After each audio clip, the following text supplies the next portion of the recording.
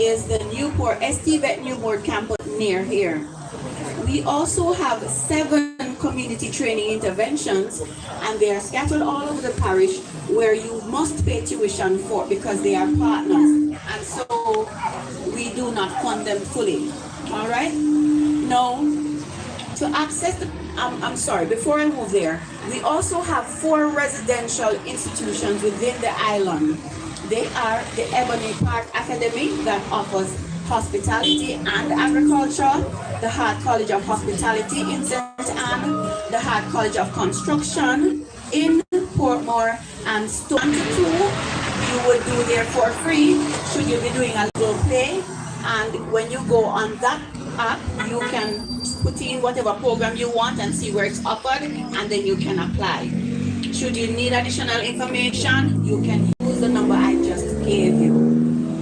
Now, we have a program called the Empowerment Program. That program is for persons who have mild intellectual and physical disability. Should you have someone like this at home, what we do, they must be 17 to 34, and what we do is that we coach them and we assist them in finding employment. We do this we keep them in the program for 6 months. After coaching, we place them in a firm where we supervise them on that job. So what happens now, when they leave the program, as the parent, because you now know their capabilities, you can now assist them in finding employment. And that is how we help persons with disabilities. One of the other programs we have is a literacy program. And this program is for persons who probably did not finish primary or high school. Now we take you from kindergarten to grade 11. The classes are free. Okay? So you enter, you take the classes. When you get to grade 11, if you want to sit CXCs, you can do 5. Those you have to pay CXC for. Okay, everybody? You heard that? Good. Now, we have another program that we call a work-based program where thank you. Yes, the work-based program where what happens is that when you apply, you have orientation.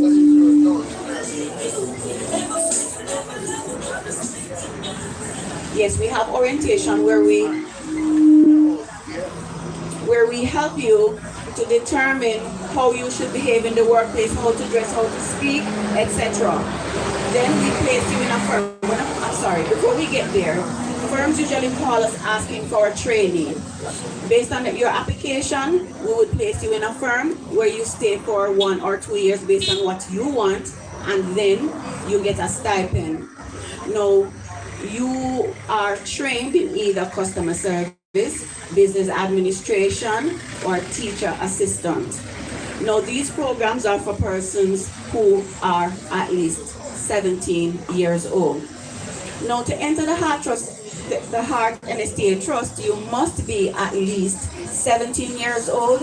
You must be the holder of a taxpayer registration number and have 1 CSEC subject. If you do not have 1 CSEC subject, we will take City and Guilds Stage 3 Mathematics and English. If you do not have any of those, you can sit our grade 9 diagnostic assessment. Okay?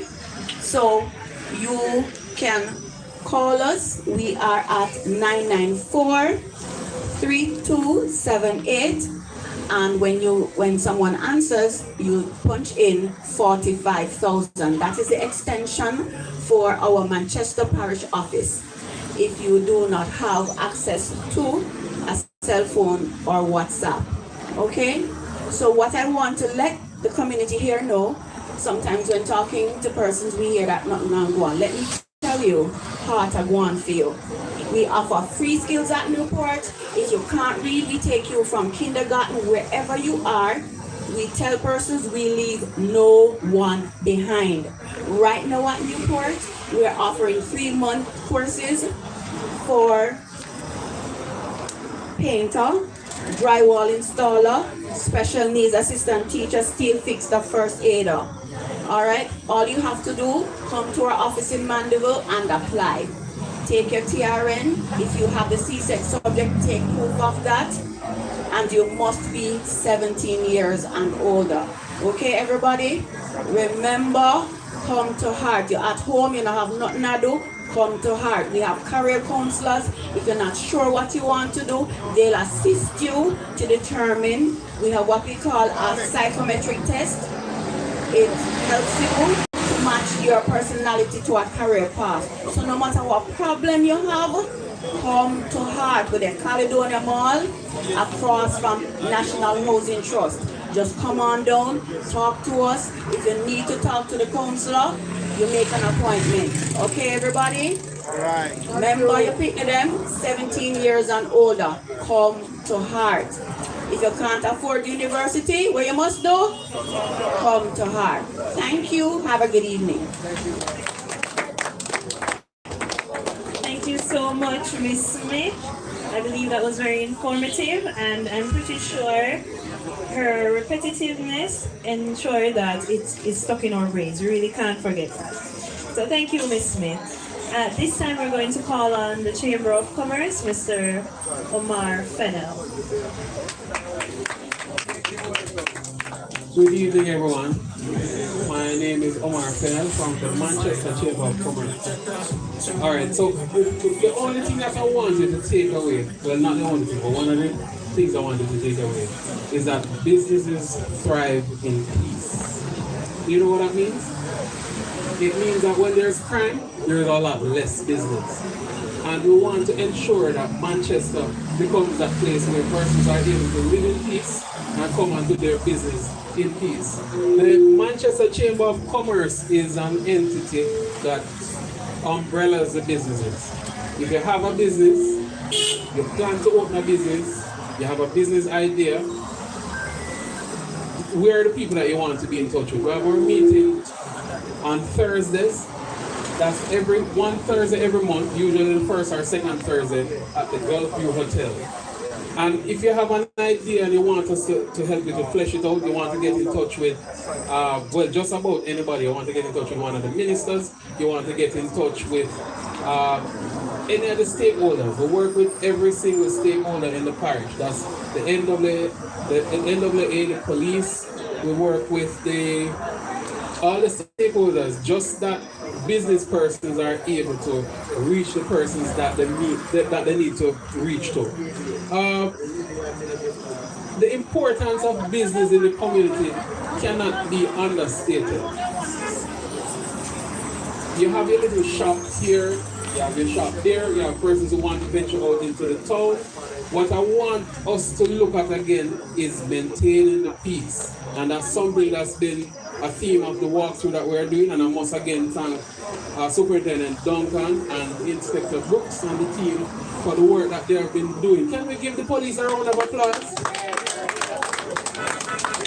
It is important for us to live peacefully and give them less work, but the work that they are doing cannot be understated.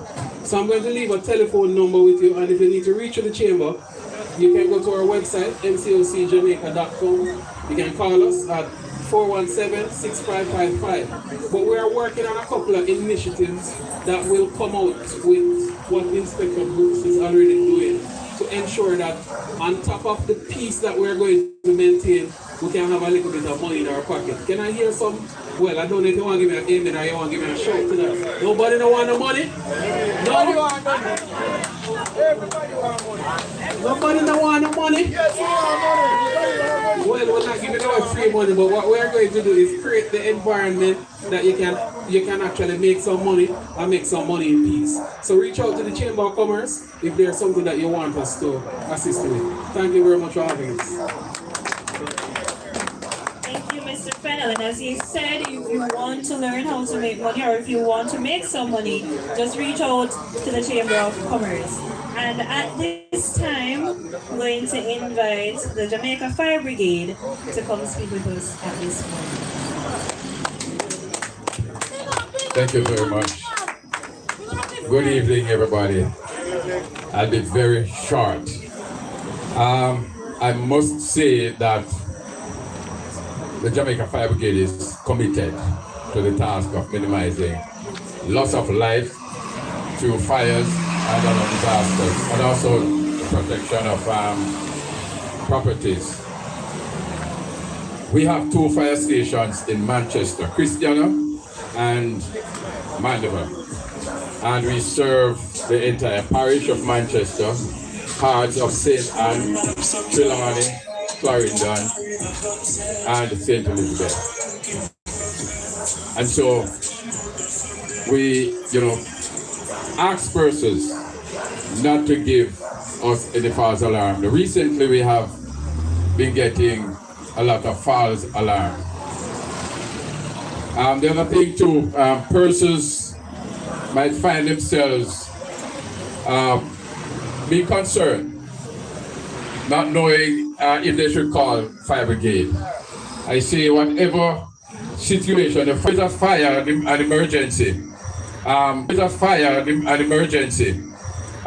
relating to fire brigade, don't call the police. At first call the Jamaica Fire Brigade. Many persons don't know the number, so they call the police. When they call the police will have to call us, and then that is a waste of time.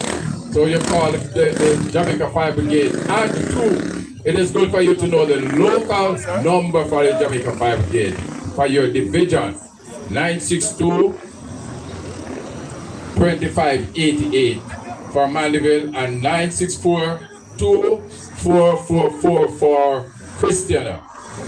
When you call 110, it is a longer time. When you call the local number, they will answer immediately. And so the numbers are 962-2588 for Mandeville. For Christiana, it's 964-2444. And I repeat it. If you think that you need the Jamaica Fire Brigade, call us. Don't wait until you can't help yourself anymore. It is better you call, and when we come, if it was a cloud and it seemed as if it was fire or smoke, when you call, we will understand that it wasn't a fire, it was the cloud passing. But try to call immediately instead of waiting. Thank you. Thank you so much.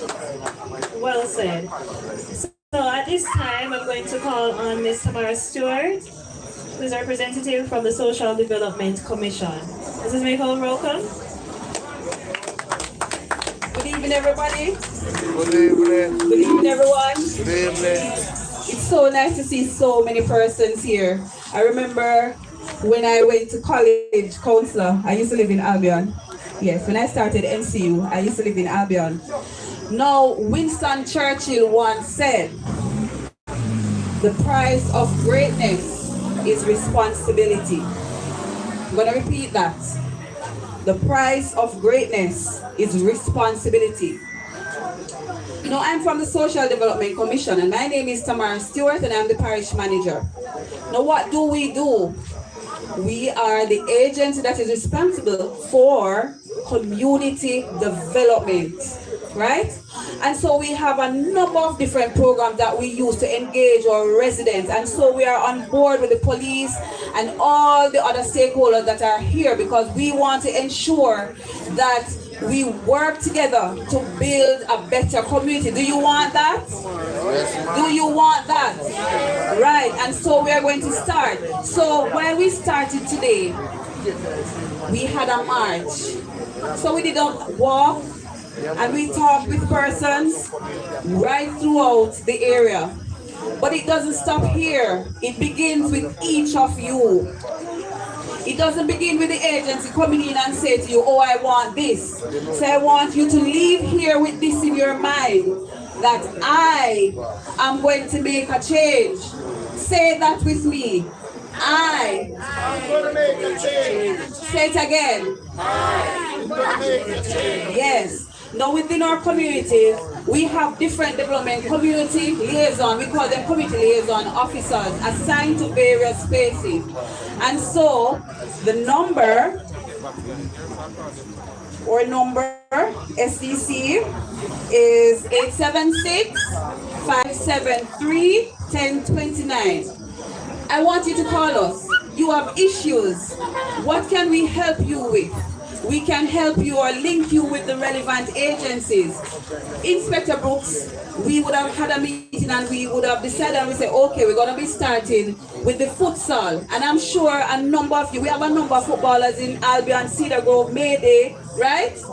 And we are going to start there. Then we're going to go into our youth clubs, and then we're going to go into our community development committees. And we're going to have proper representation, right? We're going to have what? Because greatness begins with responsibility, and it starts with, and I am going to make that change. So let's end by you saying that I am going to make that change. Thank you. Thank you so much, Mrs. Stewart. And we are winding down. So at this time, I'm going to call on Mr. Shaquille Morris, a representative from Aspirar, Jamaica. All right, good evening, everyone. All right, so my name is Shaquille Morris. I'm the Director of Environmental Services with Aspirar Jamaica. And the essence of Aspirar Jamaica is to be the change that you... Right. The essence of Aspirar Jamaica is to be the change that you want to see. And we know that within the community here and its environs, you want to see some change, right? So Aspire, we take part in doing our change, and we're here with you today to share with you that we want you to be the change as well. Aspire Jamaica, we can be found on social media, all social media platforms like Aspire Jamaica. We participate in a whole lot of outreach activities. We have the environmental services community, which participates in tree planting, beach cleanup, that kind of stuff. We have yet which participate in going into schools, high school, primary school, engaging with young people, letting them know that there's change that they want to see and we want to see it as well. So if you have children at home or young adults at home who are 17 and above and they want to join this non-governmental organization, let them follow us on Instagram, send us a DM, and we'll get in contact with them. If you don't want to join the organization but you just want to give us resources so we can distribute, then you can also follow us on social media and we will give you those resources. So we look forward to more partnership as we seek to make Cedar Grove and its environment a better community as we seek to achieve Vision 2030. 870-9709. That's 870-9709.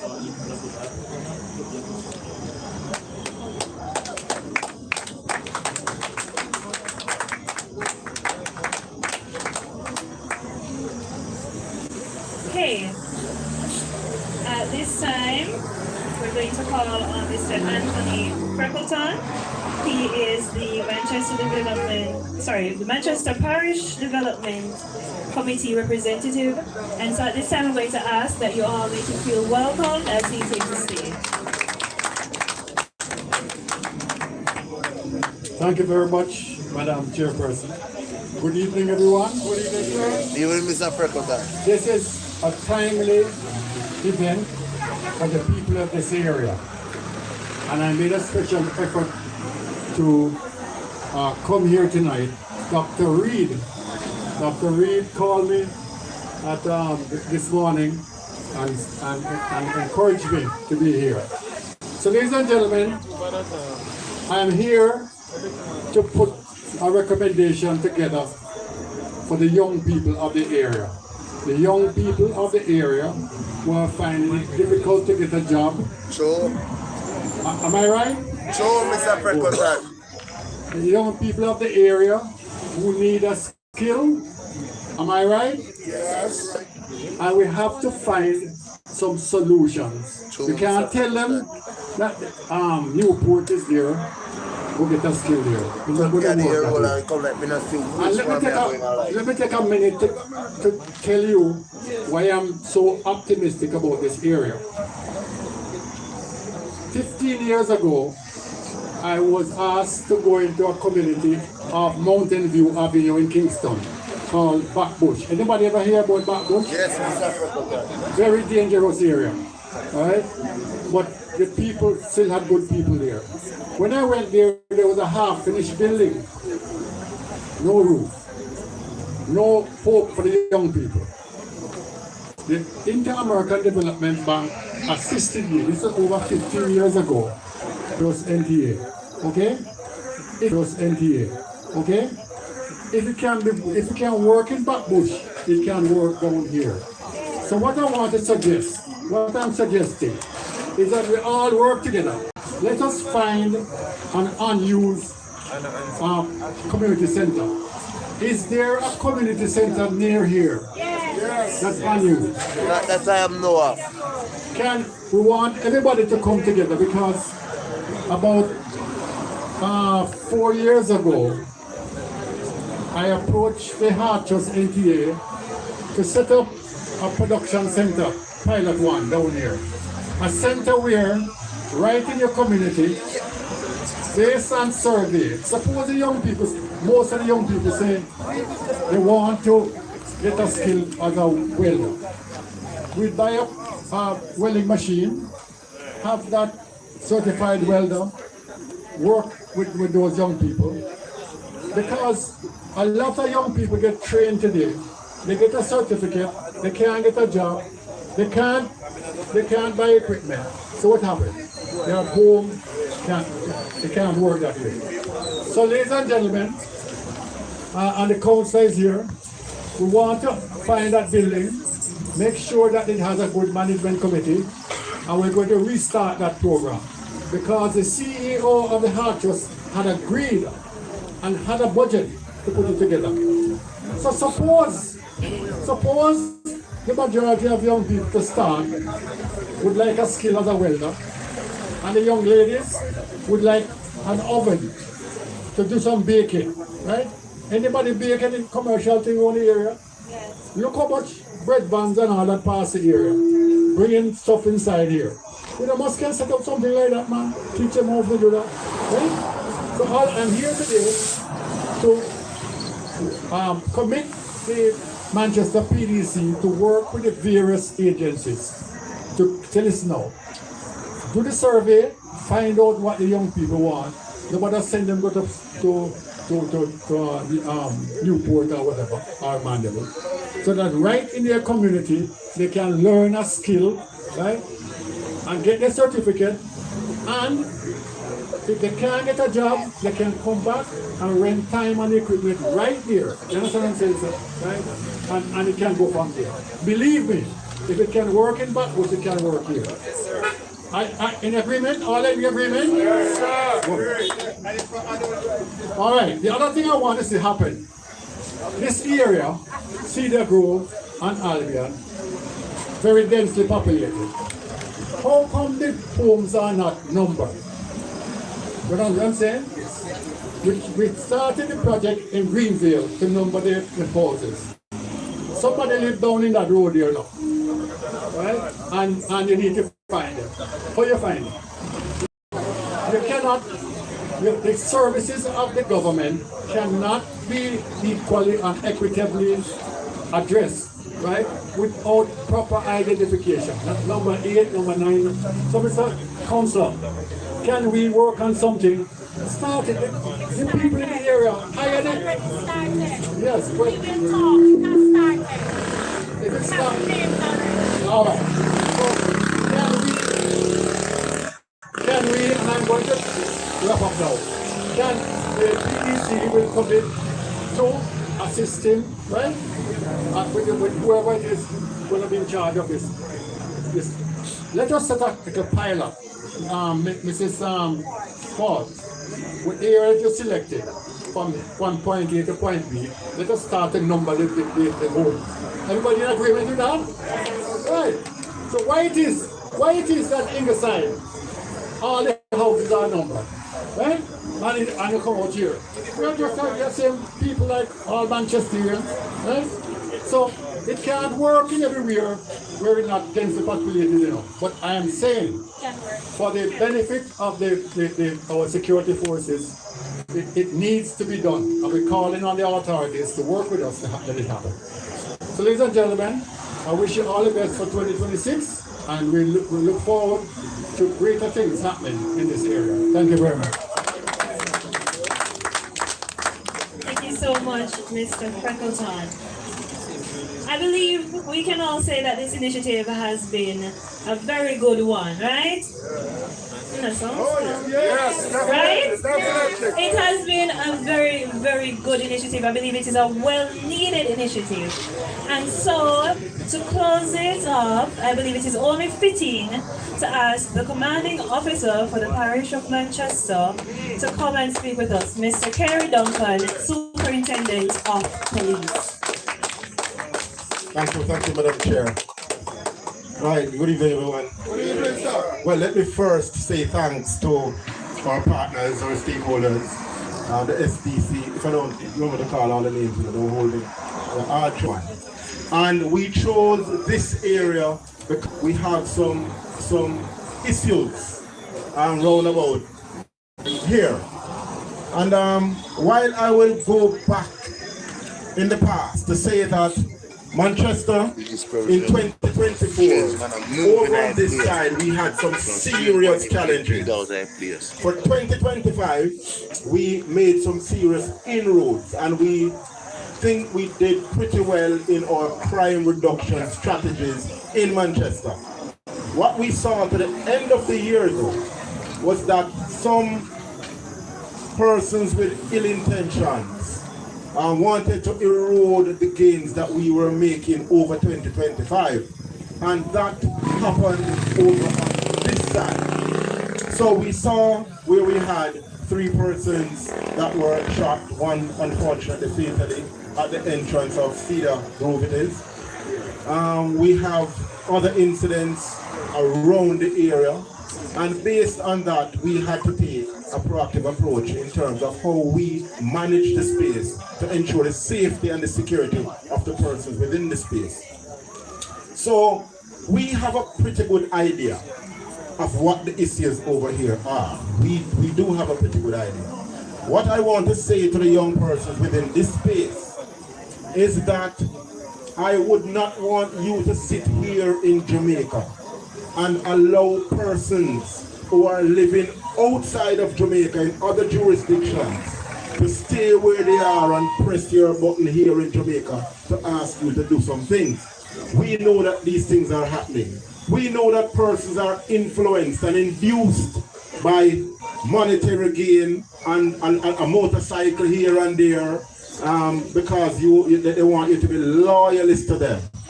I want to say to the young people of this community, those persons are living in their lavish environment wherever they are.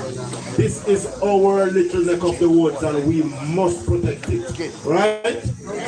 We must protect it. So I hear the persons asking why we're having the curfews over on this side and there's no curfew in other spaces.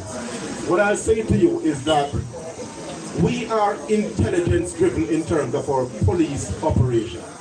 Right? So while we will have isolated cases in other areas, if our intelligence is not telling us that we are going to have reprisals and counter-reprisals, then there's probably no need to have those initiatives in those spaces. But on this side where everybody knows everybody, and some people are even family members, and we know what will happen and what can happen and what has happened, then certainly we can't sit by and just pray and hope that nothing happens. Because as the good book says, prayer without works is dead. So certainly we have to be putting in the work. So I say to you that it is never, absolutely never our intention to limit persons' movement within a space. That is not what we are about. We want to have the shops being opened as late as they can, as far as the law is concerned. We want to ensure that the bars can open as far as the law is concerned. We want to ensure that we give the permits for parties in the spaces. However, I'll say to you that if crime and violence is reaping its ugly or raising its ugly head in the space, then we can't allow for business as usual. So the responsibility, ladies and gentlemen, rests right here.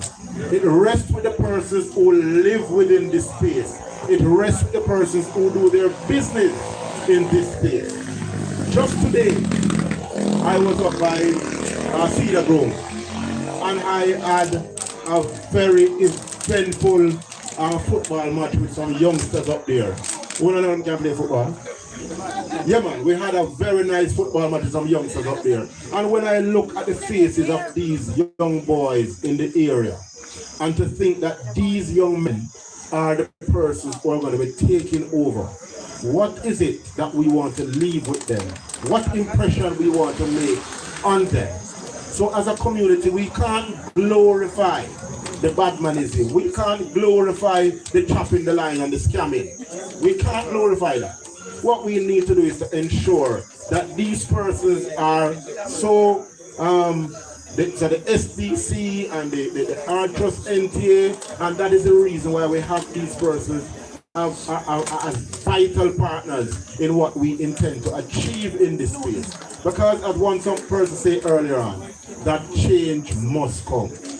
We have to have the change in this area, and the consensus have to be between you and us. This initiative is spearheaded by the police, and you see we come out to these communities to meet with you. I know it is very hard to have the community come into the police station to have the conversation. So what we do, we take the conversation to you, because we want you to understand how important this partnership is. The partnership between community and police. It is the only way that we are going to put a grip on the ugly monster called crime that is creating the problems in our community. So ladies and gentlemen, as I started out by saying to you that my telephone number is 830-4278. It is very critical that this number you will reach me at any time at all.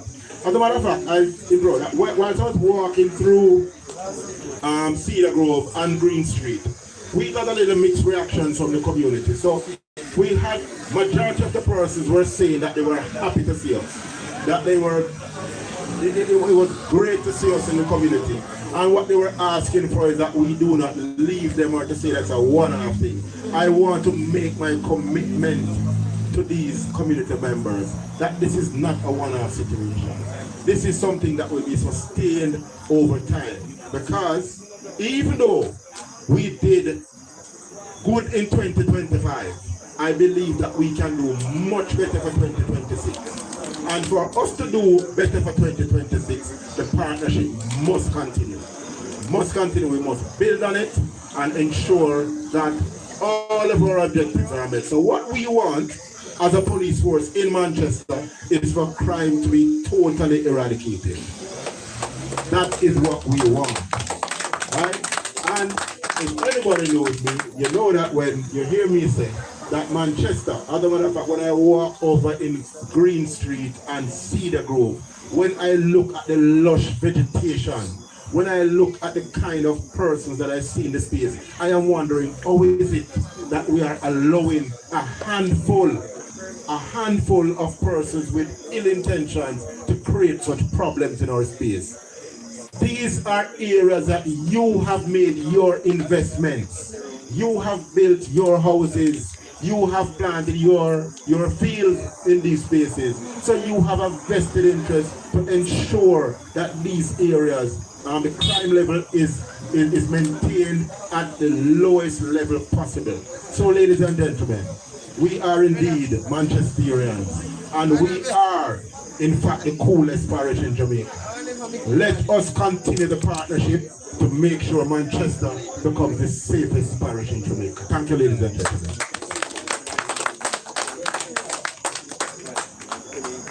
I'm sorry. I am open to any questions from the floor. I want to make sure that I don't leave you with anything unanswered. Anybody, any questions at all that you think I can help you with? Over here. As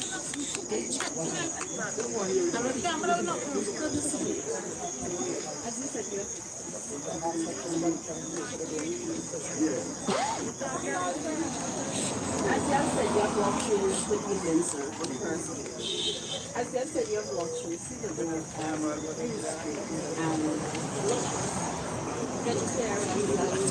that they have done. So those people, that's their part of life. That's what their what do they call it now? Their life. My livelihood now is my bar and my grocery shops. Now, to be honest with you, at the end of it, even up to the hours, that's where I make most of my money, because in the day, people go and work and people go to school. So because of the purpose, I understand the reason why it is. My business cannot be like this. So my question to you is, how long will this All right. So her question is that she has a bar and a grocery shop, and certainly that her livelihood depends on these her entities. So I'm saying to you, and like I said earlier on, let me reiterate this point, that a curfew is one of the last things we want to impose on any community. We really do not want to limit anybody's movement.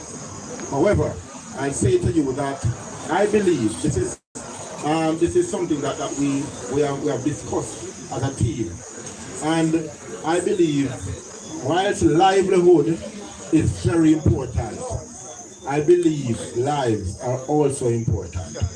And the truth is that we find, even in our persons within the spaces that are creating these problems.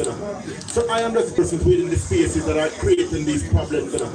So I am just asking that you come on board with us. Let us know or identify who these persons are, and sooner than later, I guarantee you that level of normalcy will return to your community, and certainly you can open your businesses for as long as the law permits. Boy, and look like me, I hope that answers your question. Anybody else? Yes, sir. Oh, yes, ma'am. Good afternoon. I work with some important market, and I'm all looking for people. I work, I come home. Come sell your product. Come sell your product. And then you're going to be the victim of a violent crime. We don't want that. Right? So we want to ensure that we bring crime to a certain level in the parish. And in this area in particular, then we can say, come on, man, and let us party. You want to see us playing football today over there. And it felt so good just to be able to interact with the community. Right? And that is what we want. We want that level of interaction with the community. So let us bring it back. Let us normalize the area first, and then we can take it from there. All right? Thank you. Thank you. All right, man. We'll send over. Certainly. We appreciate it. Thank you. Yeah? Yes, sir.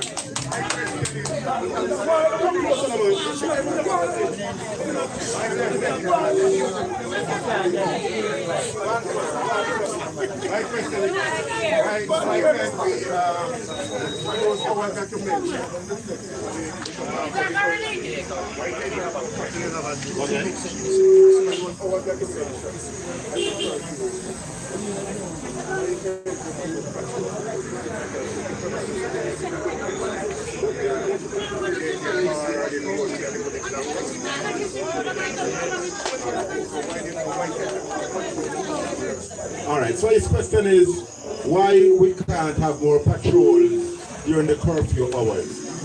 So strategically, we can't tell you about all of our efforts in the space when we have a curfew, but certainly we have overt and covert patrols in the space. So some patrols you will see with the blue lights going through, and some patrols you just won't see, right, based on what we're doing.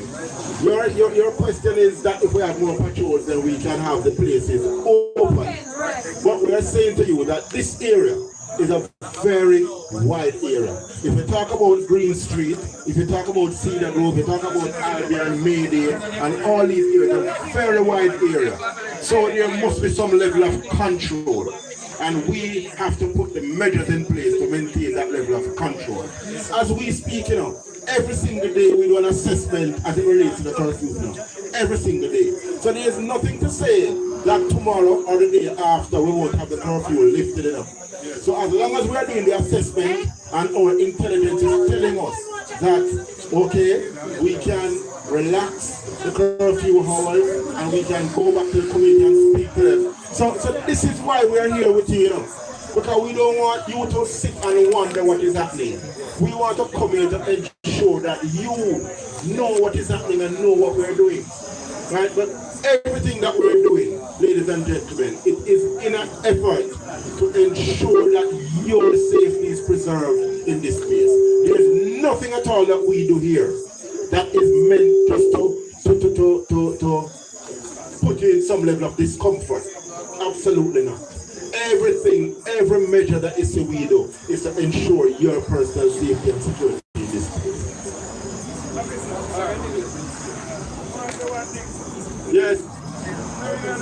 Lothian, I'm hearing a car.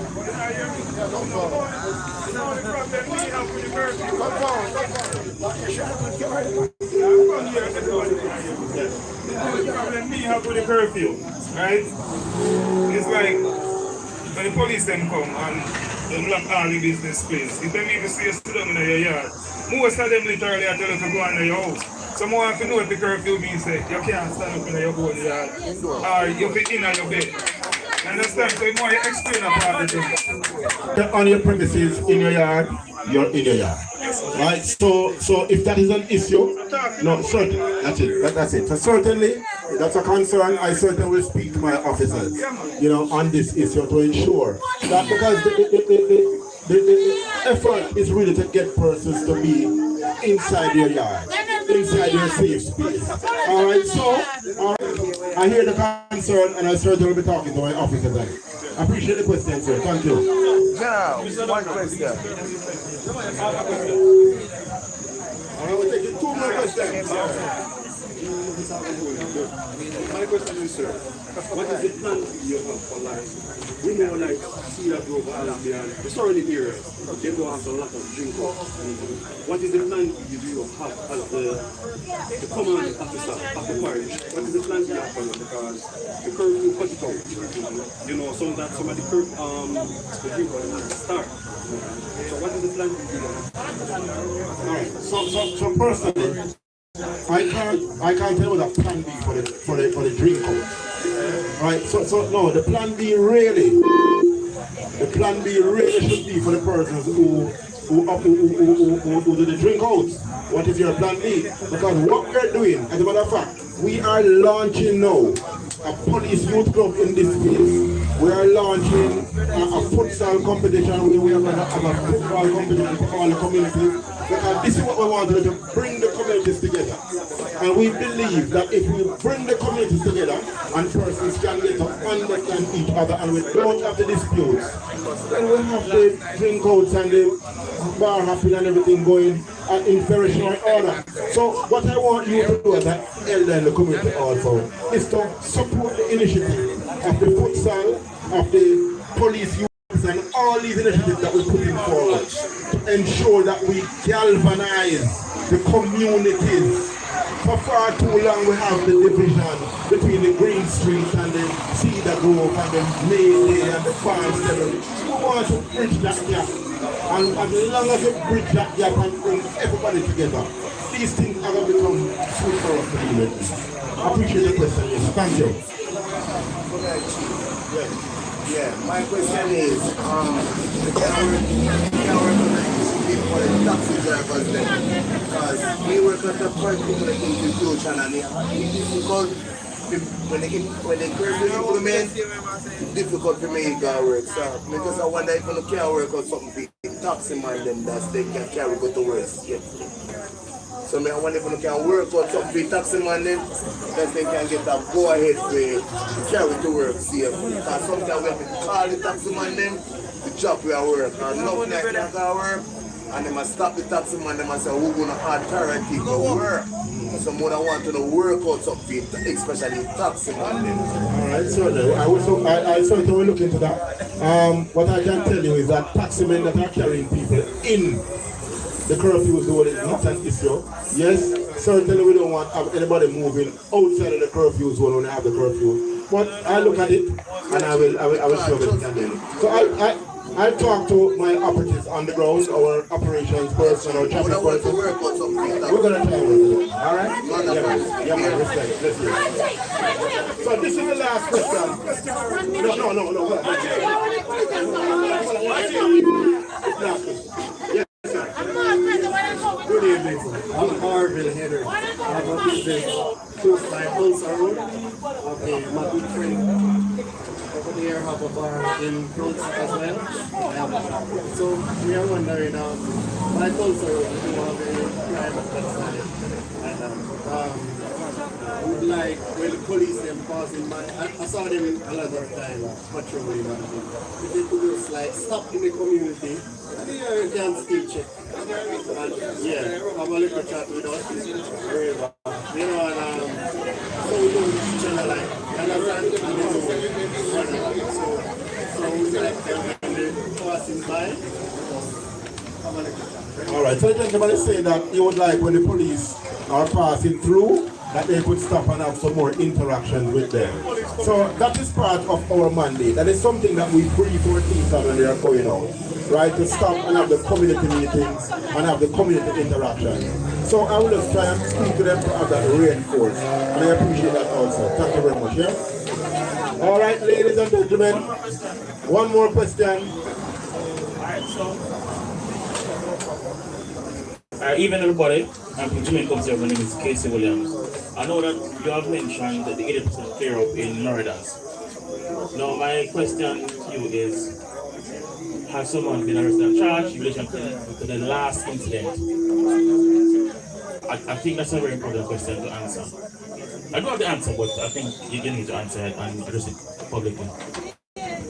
Alright, so in the last 10 days of 2025, we had some incidents in the space, and in particular, one incident at the entrance of Cedar Grove, where 3 persons were shot and 1 person, unfortunately, died from that incident.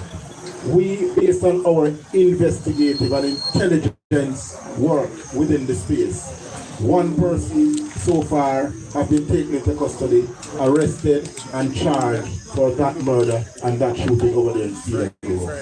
I want to make the point that I said this last week and I'm going to say it again, that you are very privileged in Manchester to have some of the finest detectives in Jamaica.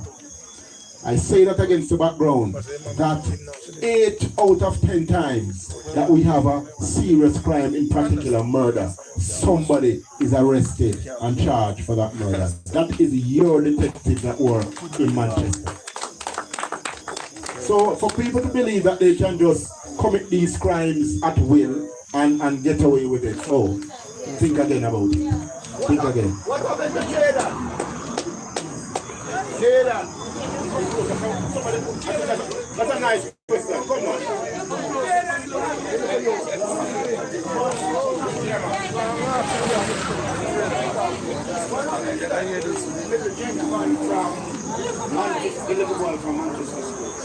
All right. So the question is, what happened to Jada? I'll say to you, sir, that in my 35 years of serving the Jamaica Constabulary Force, I have never seen so much effort put into finding a missing person than that I've seen put into this one. Your Manchester police have exhausted almost, well, not almost, every lead that we have received as it relates to Jada. Unfortunately, to date, we are nowhere near closer to where we want to be. But I'll just tell you how serious it is. That we have also have persons calling us to say that them dream that Jaden is in a particular location. And we have sent out our teams to go and check. And it's a dream persons get. So I'm just saying to you that we're leaving no stones unturned to find out where Jaden is. And the effort continues, the investigation is well advanced. We have interviewed several persons, we have canvassed several areas, we have looked at several cameras, we have visited several locations. A whole lot of work has been put into finding Jaden. So I appreciate the question. But yes, the work is continuing. Thank you very much for the question. That was the last question. We are well spent, ladies and gentlemen. We have been here for a long time. I thank you very much for coming out to interact with us. Thank you for our stakeholders. Thank you for the partnership. Really appreciate it. Use my telephone number, 830-4278. My personal number. Thank you again, ladies and gentlemen. Thank you, Mr. Duncan. At this time, I'm going to call on Mr. Smith to do the official thank yous. Thank you very much. Before thanking everybody for coming out, I just want to share that last week in our council meeting, I made mention of the happenings in the North Patrick division about the killings and the curfew. I am extremely happy today for that walkthrough and for the opportunity for you, the residents, to post your question. Once again, thanks for the effort, vision. Once again, thanks for the effort. Thanks for coming out. Thank you so much, Mr. Smith. And as he has thanked all our partners, our sponsors, I'd like to thank each. So from the Social Development Commission, we had Ms. Tamara Stewart along with her team, and we want to tell her thank you even though they have departed. We'd also like to thank the Manchester Peace Coalition for their involvement as well. As per our Jamaica, also Heart and STA Trust, my apologies. We have the Manchester Chamber of Commerce. We have the National Drug Council. We have Councillor Mr. Carl Smith. We have from the Restorative Justice, Ms. Nadia McLaren and her team as well. We have the Force Chaplain here with us, Reverend Kavion Allen. We have the Manchester Parish Council, and we have the Jamaica Fire Brigade as well. We also have Jamaica Public Health. Also, I believe Nurse Dean Palmer was here with us at some point. We also have from the Narcotics Division, Corporal Morgan. He is here with us. Yes. And so, in good faith, as we close off, I'm going to ask Reverend Allen to come and lead us in prayer as we separate to our different areas of abode. Let's pray. Loving Father, we thank you so much for a wonderful day. We thank you for all the games. Lord, as we're about to leave, we pray that you will continue to be with all the officers of the Jamaica Constabulary Force. Lord, we pray that as each of them work, that your presence will be with them to protect and to guide them. Lord, we pray for all these communities, that in your own love and your grace, O Lord, that you will give them peace. And Father, for every stakeholder, may we work together, O Lord, in the spirit of unity and love, so that all our community and our country Jamaica will be blessed and also safer. Lord, we thank you for your guidance, we thank you for your love, we thank you for your protection. In Jesus' name.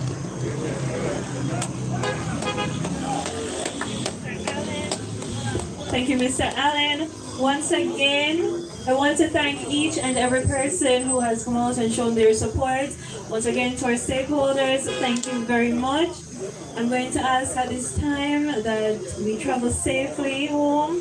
Please stay safe. And until we meet again, stay in good faith, everyone.